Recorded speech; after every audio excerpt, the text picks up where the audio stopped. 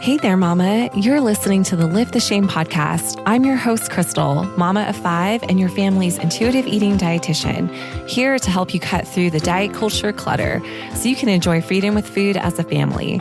I'm on a mission to help you end the generational legacy of diet culture in your home so you can experience motherhood free from food guilt and body shame. Listen in weekly for guidance on how you can ditch diet culture, heal your relationship with food and your body, and confidently raise intuitive eaters. Let's dive in and lift the shame together. Hey Mama, welcome back to the show. When this episode airs, it will be about a week post Halloween. So I'm hoping that everything went smoothly in your home.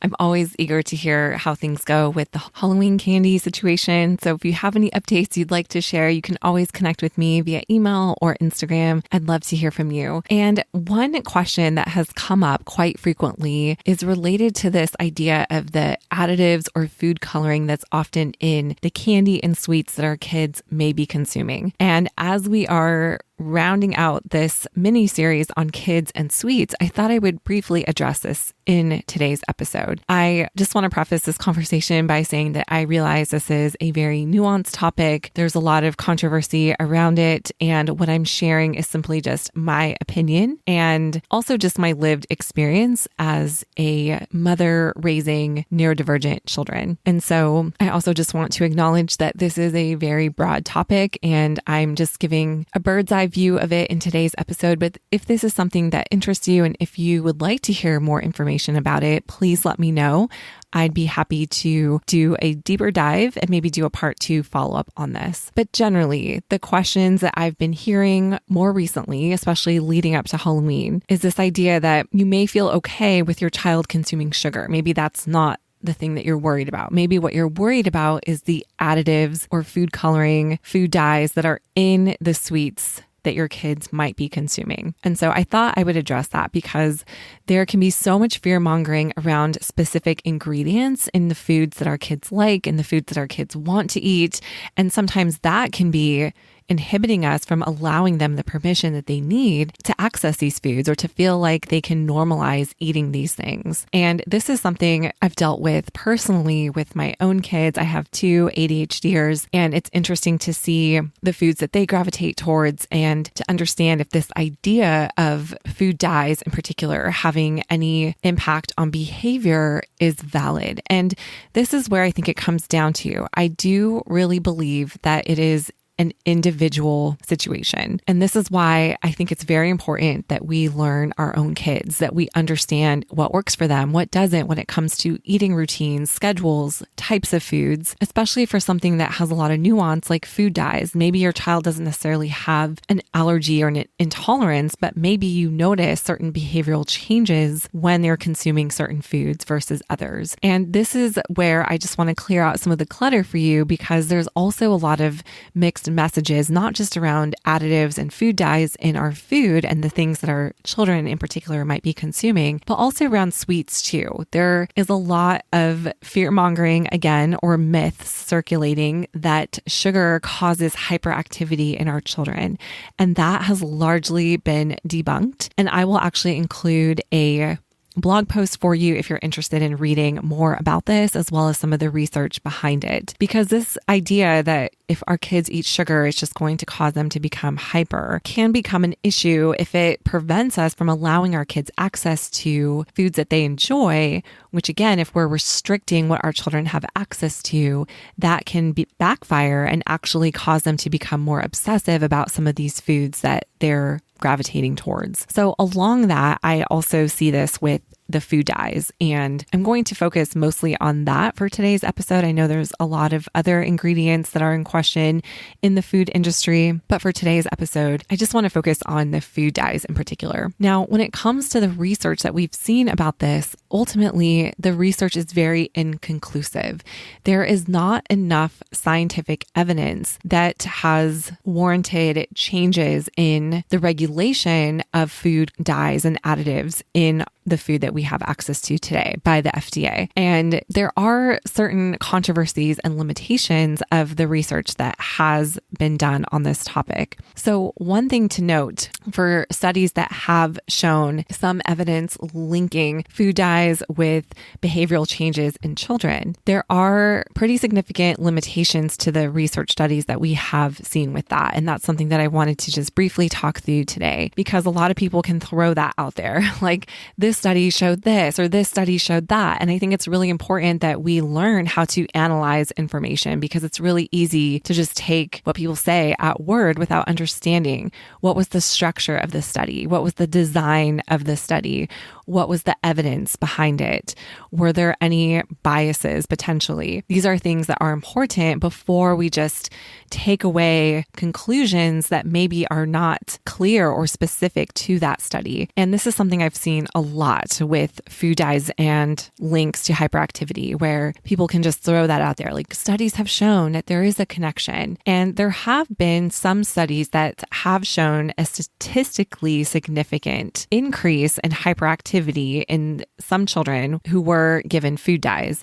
However, when we look at the design of the study itself, we see that there are many limitations that can make some of their conclusions problematic. Some of these things include things like the study design, or the sample size was pretty small and a very small portion of the general population. These studies that have looked at this connection typically also use a mixture of artificial colorings, which makes it difficult to determine if there is a specific coloring or combination of additives that might be responsible for observed effects. So that can make it challenging to draw any definitive conclusions. There also is some ethical concerns in these studies in which a mixture of additives was given to young children. And even in a controlled study, this might not and usually doesn't reflect typical dietary patterns, meaning when this is being looked at in a scientific study, they're usually giving a higher quantity and concentrated quantity of food dyes to the children who are being observed in this study, when that is not, again, what we would typically see when a child's eating foods that has food dyes in it. It's not like our kids are just drinking food dyes. And this is essentially one of the big limitations that we see in these studies, is that it's not reflective of a typical eating pattern. And that is a big point to understand, because typically when our kids are consuming sweets or other things that have food coloring in it, it's a very minimal amount compared to what we're seeing given to these kids in these studies. The other thing to note is that attempts to replicate these studies' findings have produced mixed results. So some support a link between food additives and hyperactivity, while others do not. So this has been something that's been very difficult to replicate in the scientific community, which makes it difficult to draw any conclusive evidence from this research. There's not enough strong evidence to warrant, again, changes in how food additives are regulated by the FDA, specifically here for the United States. So what can we as parents do with this information? Because it isn't conclusive. There's so much clutter out there when it comes to this topic. There's a lot of controversy around it, both in the scientific community and in the general population. There's a lot of misunderstanding around it. And I think this can make it really challenging as a parent when you're navigating this with your child. On one hand, you want your child to have a great relationship with all foods. You want to normalize sweets for them. You want them to be able to self-regulate and not have any of these foods up on a pedestal. On the other hand, you may be legitimately concerned about some of the ingredients that are in the foods that your child might be consuming. And I get that, especially as a parent who's raising ADHDers. I feel that too, where there is so much confusion around this topic. It can be hard to know what is the best thing to do for my child.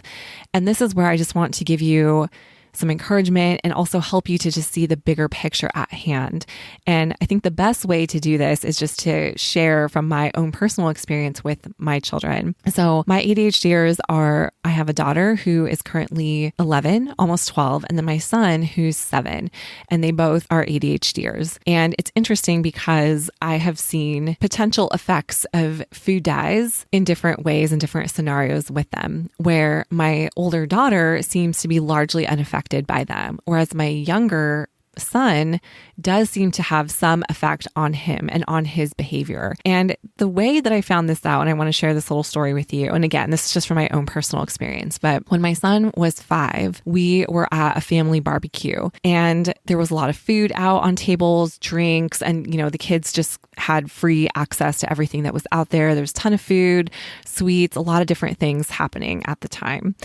And I just remember trying to help my son with something at one point, and he was literally melting down. He was struggling, he was screaming, crying, just really acting out of the norm. And I couldn't understand it. He wasn't sleep deprived. He hadn't missed a nap or anything. He was off of naps. Everything just seemed very abnormal. And I was trying to rack my brain, like, what is happening here? His behavior seemed very abnormal to me. And interestingly, I saw that he was drinking cupfuls of a drink that was kind of like in a big pitcher on a table. And I just assumed that it was pink lemonade. And I didn't really know what it was at the time. And I noticed that he had gone back several times to fill up this huge red Solo cup of this pink lemonade and was just guzzling it down. And finally, I figured out that what was in that huge pitcher was actually Crystal Light and not just regular pink lemonade. And that kind of cued me in that maybe he is reacting to something that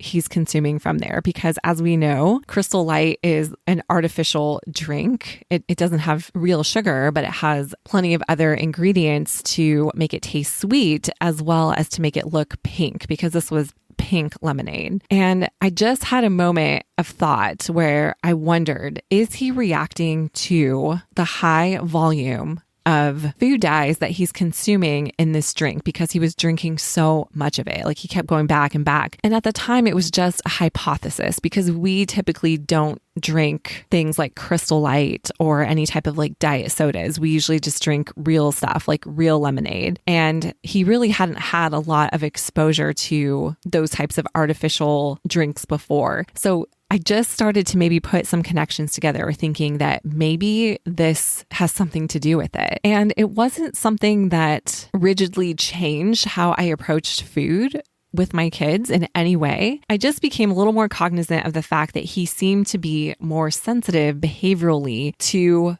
food dyes in food. And I also just want to point out that it wasn't the norm that he would drink something like that, especially in the quantities that he was drinking. And this is part of the novelty of foods that our kids are exposed to. Maybe they're not seeing those things in our home, but when they're seeing them outside in other places, it becomes exciting and they want to have a lot of it because they've never really accessed that before. And again, it wasn't that he never had lemonade or pink lemonade before, but it was a drink that he enjoyed and he had free access to it. And he was going back cup after cup after cup. And I honestly don't really know how many cups that he ended up drinking of that, but I definitely noticed a effect on him behaviorally where he seemed to really, really struggle.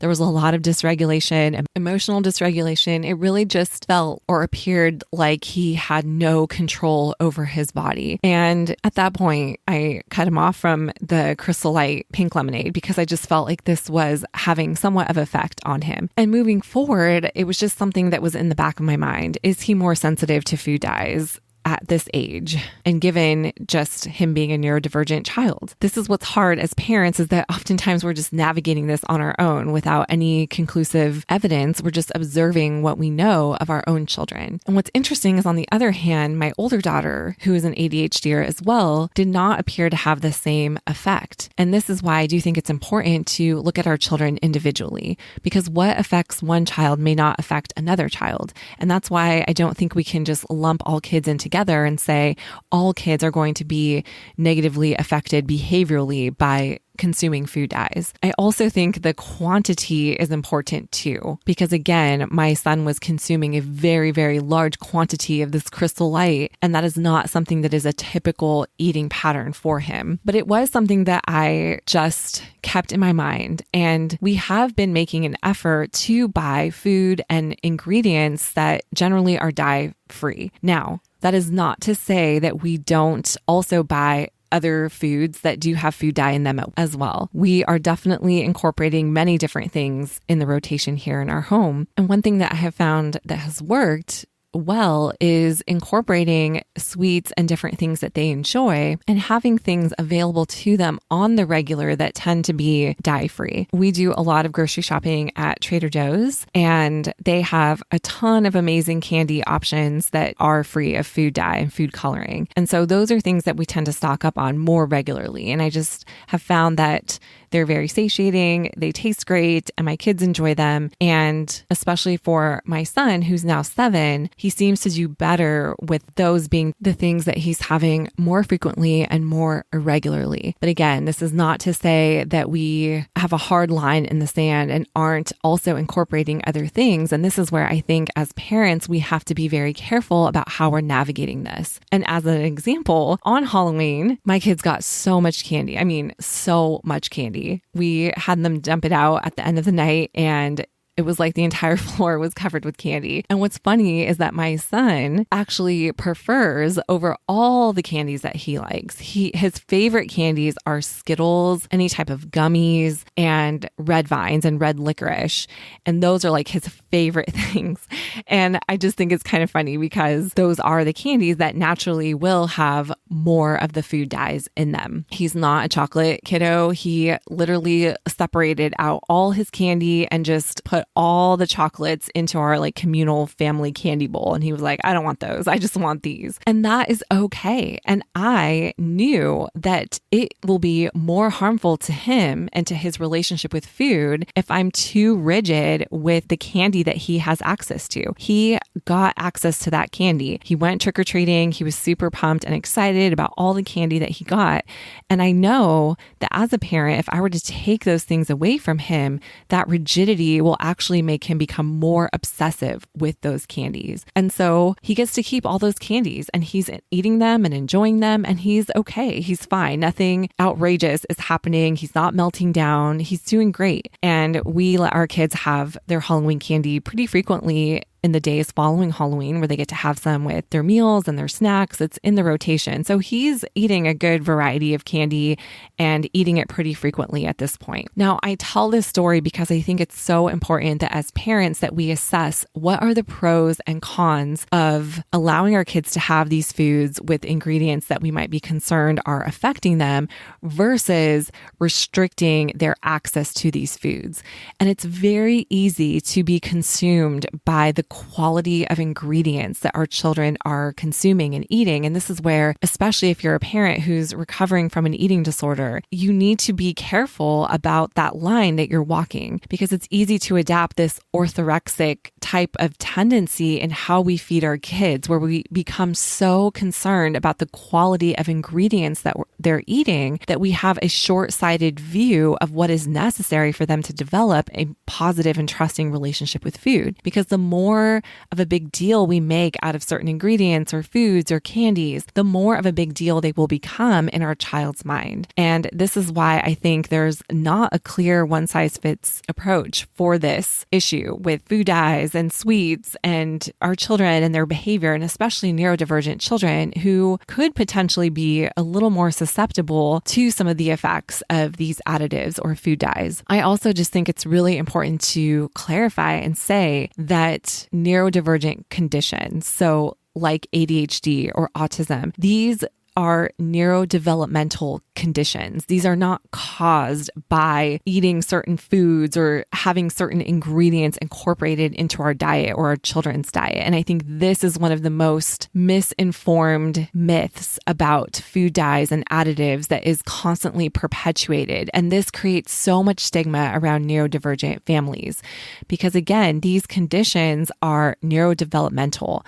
They are largely and predominantly influenced by genetics and biological factors. And for us to perpetuate, and by us, I mean diet culture at large, to perpetuate this idea that we are causing our kids to have autism or ADHD because we're allowing them to have food with food dyes is so misleading, and it's very harmful to neurodivergent families. there is not a causative effect between consuming food dyes and food additives and neurodevelopmental conditions like ADHD and autism. This is something that I think is really important, and I feel very passionate about challenging this stigma because I understand the effects of it firsthand. I do also understand too the importance of validating what you as a parent are observing in your child, because I think sometimes it can feel like it's such a black and white issue, and it's either you allow them or you don't. And I think that polarizing way of approaching these types of issues creates rigidity around food in itself, which makes food way more complicated and chaotic than it needs to be. And that's where we start to develop food rules, and our kids pick up on that, and that can now complicate their relationship with food. So I always think it's important to approach these issues with a lot of nuance and to explore the gray areas. And I don't think it's all or nothing or black and white. And I think it's important that you feel validated as a parent around any potential observations that you're noticing with your child. And this is something I've seen anecdotally too with families that I've worked with. Some who notice that their kids largely seem unaffected by the food that they're eating, whereas others seem to notice a direct correlation between my child eats this type of food and it really affects their behavior or their emotional state. And I do think it's important that you feel validated as a parent with what you're observing.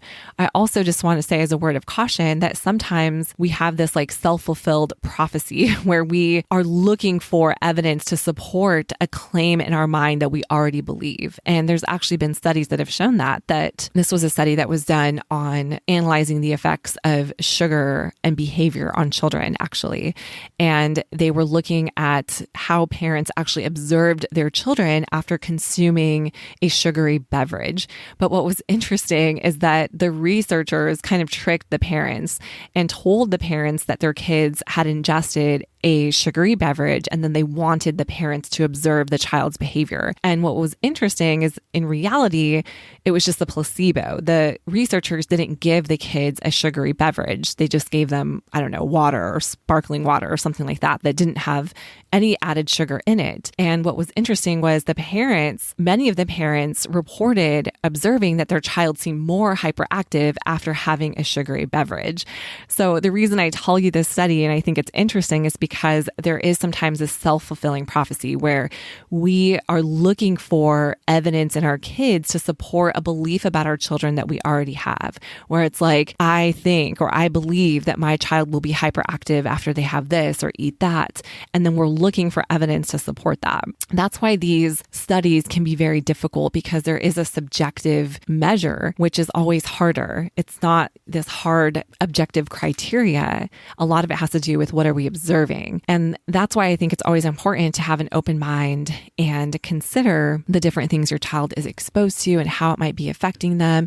And also this for children as they get older, being able to have those conversations with them where we can ask those self-reflective questions like, well, how do you feel after having this? How does that make you feel? And these are things that I'm starting to explore with my older daughter as she is an ADHDer. And we talk about like, how do you feel after you have this or eat that? And is it difficult for you to focus, or are you having more symptomatic behaviors? And not just with food, but with many other things. Food tends to be the culprit that we put all the blame on, but we have to remember that our kids are not living in a vacuum. There's so many different other factors that can be also influencing their behavior, their emotional state, and all of those things. So what is the bottom line? What is the takeaway? I know I'm not really giving any conclusive evidence here. And again, that is because the subject doesn't have any conclusive really takeaways at this point. What I think is important here is keeping your eye on the big picture at hand. If you as a parent are feeling stressed or obsessive about the quality of food that your child is eating,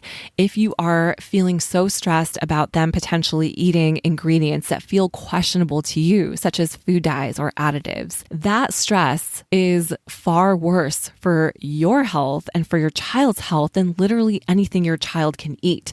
And this is why I think we have to have this big picture view in mind, because we'd like to make it all about the food. Eat that, don't eat this. We have to remember that we're living in a world where all of these foods exist, and we can gatekeep all we want in our own home and prevent our children from having access to certain foods that include ingredients that feel questionable to us. But the older they get and the more exposure they have to to the world. They will have more exposure to these foods in different shapes and forms. They're going to go to a friend's house or a birthday party.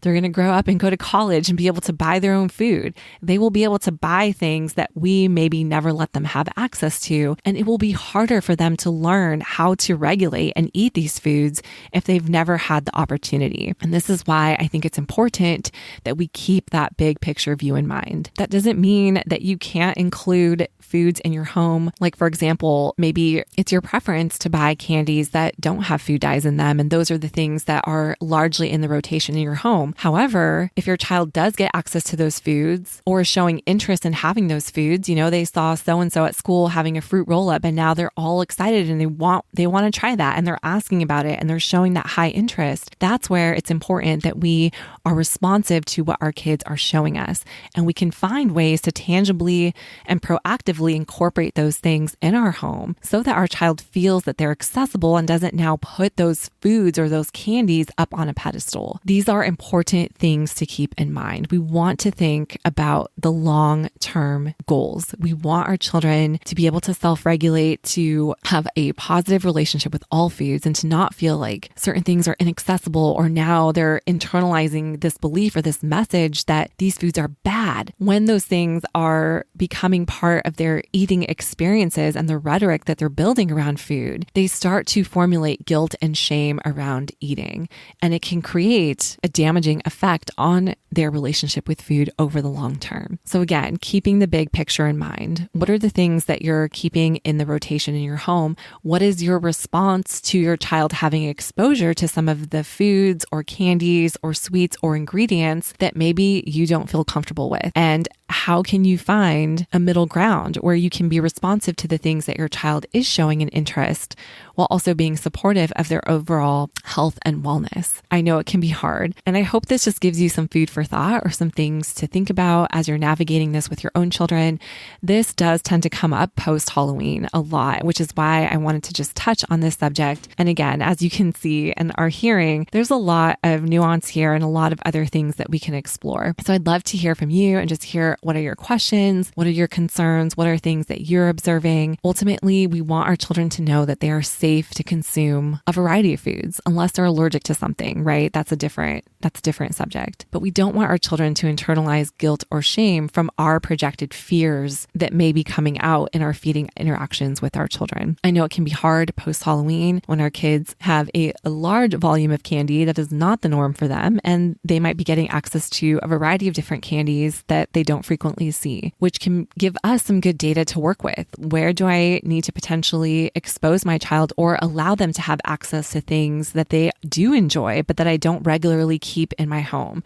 This is a good point of self-examination, self-awareness, self-exploration to really assess how you're approaching food and ask yourself, am I gatekeeping something from my child because I'm fearful of them eating that or how that might affect them? We want to remember that the effects of restricting or controlling feeding tactics are ultimately more harmful for your child's health than literally anything they can consume. That is definitely kind of a big picture takeaway that I do want you to have, because it's so easy to get consumed in all this fear-mongering messaging around food dyes or additives or all these questionable ingredients, but we conveniently gloss over the damaging effects of kids feeling restricted or controlling feeding tactics and the impact of that on our kids and how they feel about food. Again, that is more damaging, I would argue, to their overall health and wellness than allowing them to have access to the foods that they do enjoy. And again, finding ways to incorporate that in your home that fits for your family. I know for me, one thing that I just became more aware of, especially after this Halloween, was the Skittles situation. My son loves Skittles, and I don't think I've been as intentional about incorporating just plain old Skittles in our house. And I definitely want to make more of an effort to do that because I see how much he enjoys them, and he loves having a pack of Skittles to throw in his lunchbox and being able to eat that food without any guilt or shame. That is what I want for him. And so it was really helpful for me to reflect on that through this past Halloween experience. And I hope you've been able to do the same too, because, oh, my friend, there is so much fear-mongering information and I don't want you to be bogged down with it. I want you to be able to enjoy food as a family free from all this guilt and shame that so often comes with the rhetoric and messages out there that diet culture is just perpetuating about food. So I hope this gave you some food for thought and just some encouragement. Again, I would love to hear from you. If you want me to touch on this subject in a deeper manner, if you want us to go on a deep dive or revisit this and do a part 2, let me know your thoughts and we'll see if we can give you some more resources and information around this. But as always, I just so appreciate you being here and part of this community. I'm sending you so much love and I cannot wait to connect with you again next week. Thank you for listening to this week's episode of the Lift the Shame podcast. For more tips and guidance on your motherhood journey, come connect with me on Instagram at Crystal Cargis. Until next week, Mama, I'll be cheering you on. Bye for now.